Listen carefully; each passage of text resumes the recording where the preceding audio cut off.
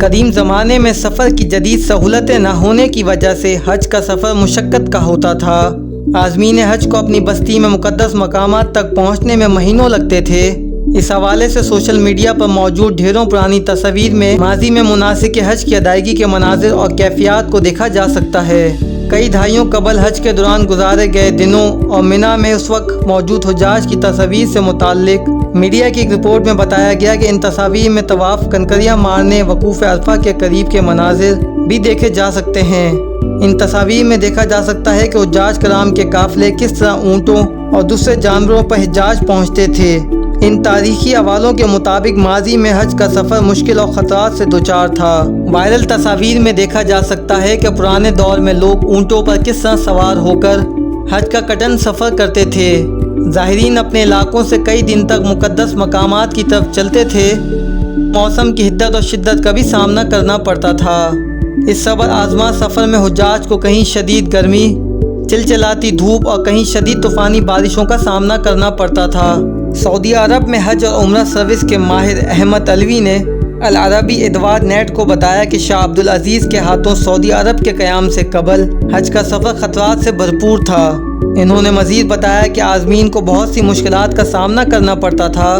سڑکیں، راستے اور ذرائع نقل و حمل کا فقدان تھا۔ لوگ مہینوں تک اونٹوں کے ذریعے پرخار وادیوں، تپتے صحراؤں، جنگلوں اور بیابانوں سے گزرتے تھے۔ احمد علوی کا بتانا تھا کہ اس صورتحال کے حوالے سے ماضی کے لوگوں نے کہاوتیں بنانا شروع کر دی تھیں۔ حج کے کٹھن سفر کی وجہ سے کربی کہاوت کا مفہوم کچھ یوں ہے کہ جو حج پر جاتا ہے وہ غائب ہو جاتا ہے، اور جو حج سے لوٹ آتا ہے گویا سے نئے سر سے جنم لیا ہے۔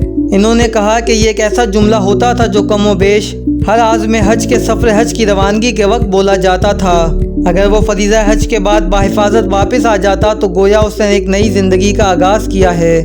سینکڑوں سالوں تک قافلے اونٹوں پر چلتے، حجاج اپنے سامان، جانوروں کا چارہ ساتھ لے کر چلتے تھے۔ کئی گدھوں پر سفر کرتے اور اونٹ لے کر پیدل پہاڑوں کو عبور کرتے تھے، کیونکہ ماضی میں نقل و حمل کا یہی واحد ذریعہ تھا۔ عازمین کی نقل و حمل اور سفر کا آغاز جدہ سے مکہ، مدینہ اور مقدس مقامات عرفہ، مزدلفہ، منی تک اونٹوں سے کیا جاتا تھا۔ حج کے سفر کے دوران اونٹوں کا بھی خاص خیال رکھا جاتا تھا اور ان پر گنجائش سے زیادہ بوجھ نہیں ڈالا جاتا تھا۔ عرب میڈیا کی رپورٹ کے مطابق قدیم زمانے میں زائرین کو اونٹوں سے حج مقامات پر لانے لے جانے کا کام کیا جاتا تھا۔ جو لوگ یہ انتظام کرتے تھے وہ المخرجون اور المخرون کہلاتے تھے۔ المخرجون سامان چڑھانے، اتارنے اور حاجیوں کو اونٹوں پر بٹھانے اتارنے کا کام کیا کرتے تھے۔ تاہم المقامون نامی کی ذمہ داری حاجیوں کو حج مقامات پر آنے جانے کے لیے سواری مہیا کرنے کی ہوتی تھی۔ یہ لوگ حاجیوں کے ساتھ جدہ اور مدینہ بھی جایا کرتے تھے۔ یہ نظام 1945 میں ختم ہو گیا۔ سعودی ریاست کے قیام کے بعد ٹرانسپورٹ کے نئے وسائل حاجیوں کے سفر کے لیے متعارف ہوئے۔ 1924 میں سفر حج کے لیے اونٹوں کی جگہ گاڑیوں نے لے لی۔ سعودی عرب میں اللوری یعنی لاری کے نام سے حجاج کے لیے بس چلتی تھی۔ مملکت کے دیگر شہروں کی طرح مکہ مکرمہ، منی، مزدلفہ اور عرفات میں بھی حج ٹرانسپورٹ نے ترقی کا سفر بتدریج طے کیا ہے۔